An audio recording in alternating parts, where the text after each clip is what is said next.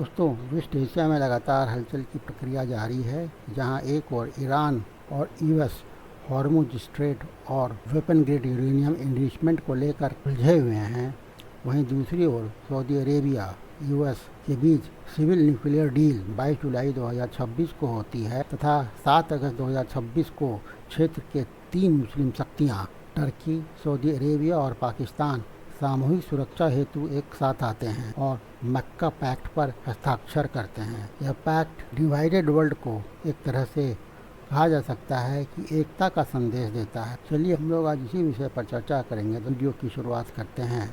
मैं मनीष कुमार हूँ। आप सभी का मेरे चैनल पर स्वागत है।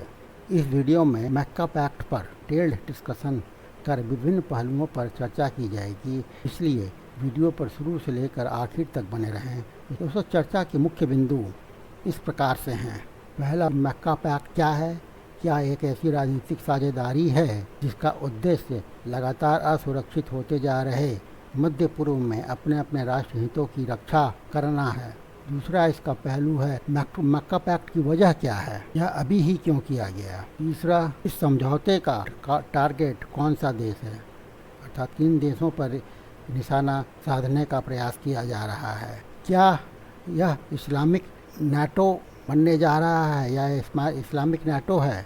क्या यह सऊदी अरेबिया के मिलिट्री इंडस्ट्रियल कैपेसिटी को बनाने के लिए पैक्ट किया गया है? क्या पाकिस्तान क्रॉस बॉर्डर टेररिज्म के मुद्दे पर इस पैक्ट को भारत में ढाल बना सकता है? इस पैक्ट के मायने United states of America, Iran, India और इजराइल के लिए क्या हैं, इसका भी विश्लेषण किया जाएगा। क्या इसका कार्यान्वयन संभव है? और अंत में भारत की इस पैक्ट पर क्या प्रतिक्रिया होनी चाहिए, इस पर भी हम लोग विश्लेषण करेंगे।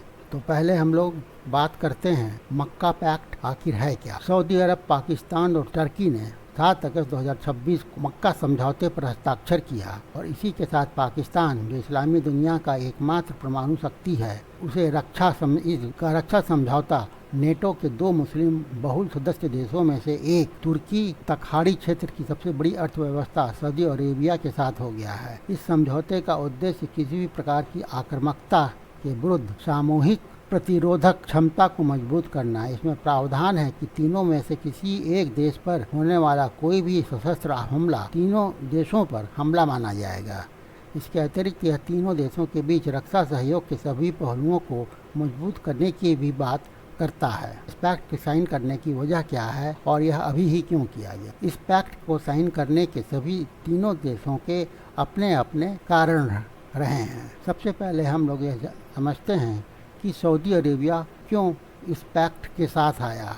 सऊदी अरब में मक्का और मदीना मुस्लिम धर्मावलंबियों का पवित्र क्षेत्र है, वो वहाँ पर स्थित है और साथ ही साथ यह विश्व का एक बड़ा एनर्जी पावर हाउस है। सऊदी अरब का मुख्य ध्यान ईरान की क्षेत्रीय आक्रामकता, यमन से हूती मिसाइल खतरों तथा पश्चिमी सुरक्षा गारंटियों की कथित कमजोरियों से बचाव के लिए वैकल्पिक सुरक्षा व्यवस्था तैयार करने पर है। रियाद को लगता है कि अमेरिका के साथ हाल में ईरानी संघर्ष के दौरान पश्चिमी सुरक्षा गारंटियां पर्याप्त साबित नहीं हुई हैं। तुर्की के भी इस पैक्ट को करने के अपने कारण हैं। तुर्की अपने रक्षा निर्यात बाजारों का विस्तार करना चाहता है तथा इस्लामी दुनिया में अपने नेतृत्व को स्थापित करना चाहता है और नेटो, ईरान तथा रूस के साथ अपने नाजुक संतुलन को बनाए रखते हुए रणनीतिक एवं सैन्य स्वायत्तता कायम रखना चाहता है। यहाँ पर यह भी बताना आवश्यक है,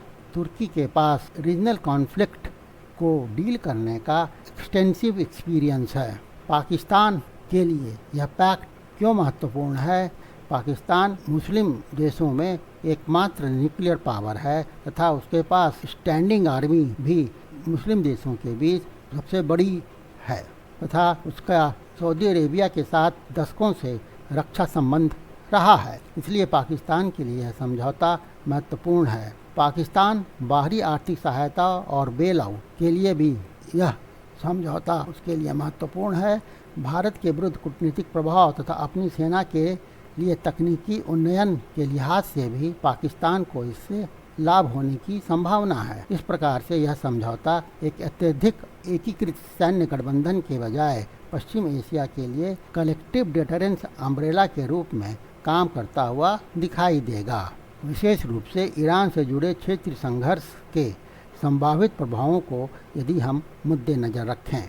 समझौते का डिफ़ॉल्ट टारगेट देश कौन है? मक्का समझौते और सऊदी पाकिस्तान रणनीतिक पारस्परिक रक्षा समझौते का प्रतिरोधक प्रभाव मुख्य रूप से ईरान तथा इजराइल पर लागू होने की संभावना है, क्योंकि अमेरिका के साथ युद्ध के दौरान ईरान द्वारा खाड़ी देशों पर किए गए हमलों ने अरब सुरक्षा के मुद्दे को प्रमुखता दी है। हालांकि इस कलेक्टिव सिक्योरिटी का प्रमुख विरोधी इजराइल है। तुर्की के लिए ईरान की तुलना में इजराइल का एक बड़ा सुरक्षा खतरा है।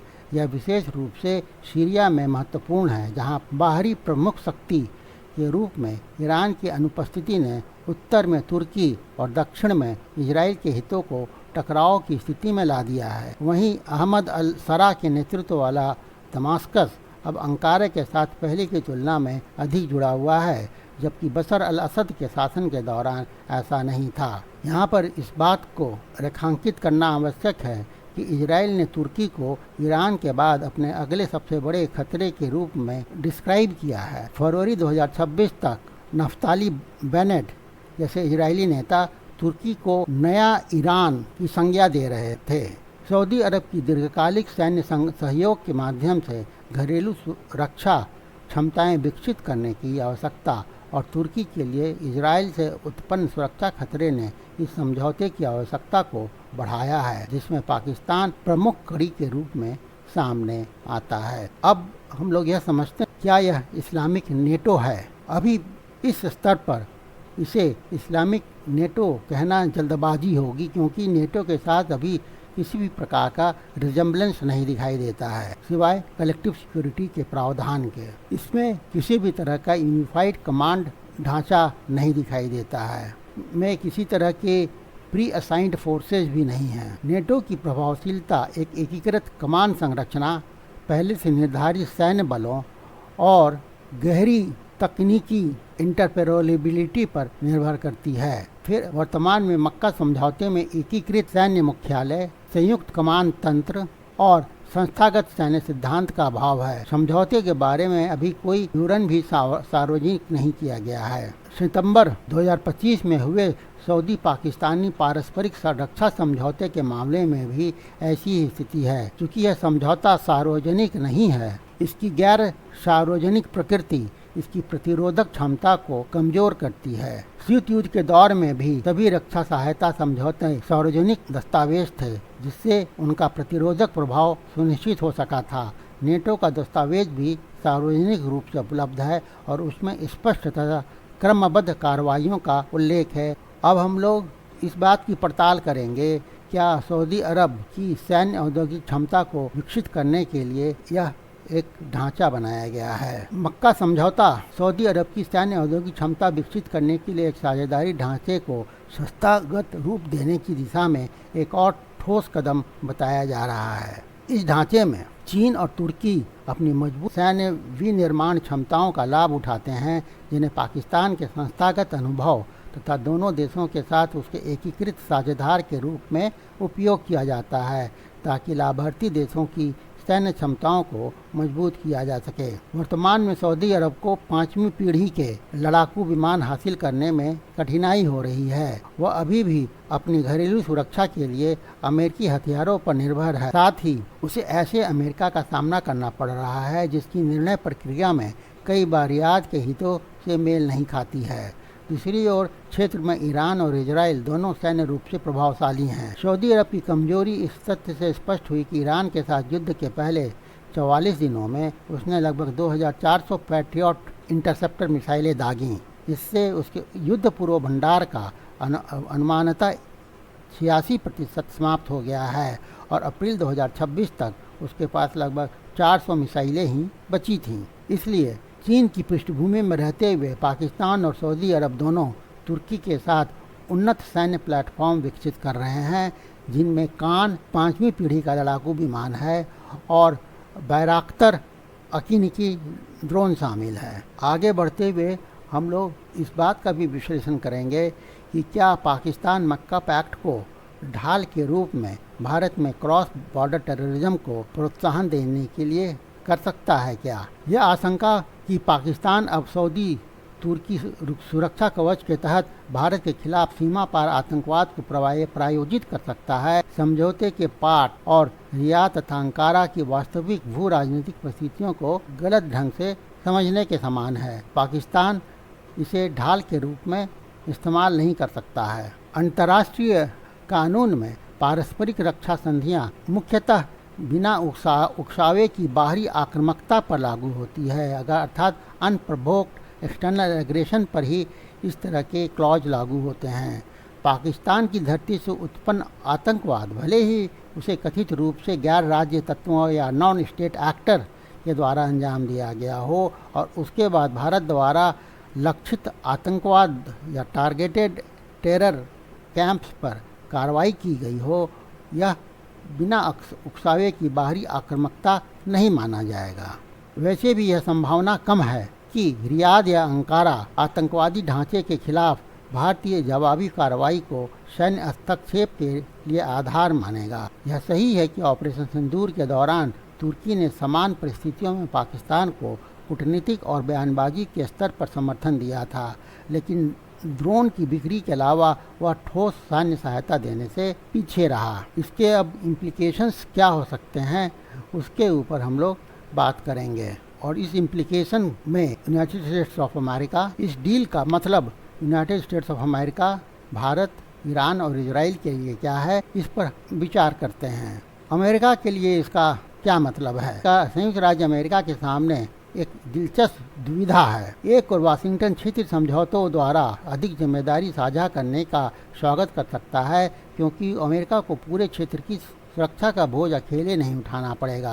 लेकिन वहीं दूसरी ओर यदि सऊदी अरब, तुर्की और पाकिस्तान रणनीतिक रूप से अधिक आत्मनिर्भर हो जाते हैं तो अमेरिकन प्रभाव धीरे धीरे क्षेत्र में कम हो सकता है। इसलिए वाशिंगटन को यह तय करना होगा कि मक्का समझौता मौजूदा क्षेत्रीय सुरक्षा व्यवस्था को मजबूत करता है या भविष्य में उसके साथ प्रतिस्पर्धा करने वाली व्यवस्था बन सकता है। उसी प्रकार ईरान का इसके लिए क्या मतलब है। ईरान इन घटनाक्रमों पर बहुत ही सावधानी से नजर रखेगा। सऊदी अरब, तुर्की, पाकिस्तान की सुरक्षा व्यवस्था क्षेत्र में एक नया रणनीतिक त्रिकोण तैयार करती है।